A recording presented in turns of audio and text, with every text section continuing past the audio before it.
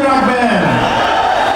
দিন শেষে আমাদের লড়াই অনেক লম্বা, সামনে আরো সংকট আসতে পারে। আমাদের এই সংকটগুলোকে ঐক্যবদ্ধভাবে আমাদের মোকাবেলা করতে হবে। আমাদের আহ্বায়ক, আমাদের এই বিপ্লবের নেতা জনাব নাহিদ ইসলাম আমাদের সামনে ভবিষ্যতের রাজনীতি, ভবিষ্যতের বাংলাদেশ, বাংলাদেশের সমস্যার উত্তরণ নিয়ে কথা বলবেন। আমরা আহ্বায়ক নাহিদ ইসলামের দিক নির্দেশনা অনুযায়ী পরবর্তী বাংলাদেশ গড়ার জন্য প্রয়োজনে যদি আমাদের জীবন দিতে হয়, সেটি দিতে আমাদেরকে প্রস্তুত থাকতে হবে। আপনারা সবাই ভালো থাকবেন, সুস্থ থাকবেন। আপনাদের সাথে আমার দেখা হবে লড়াইয়ে, সংগ্রামে, বিজয়ে।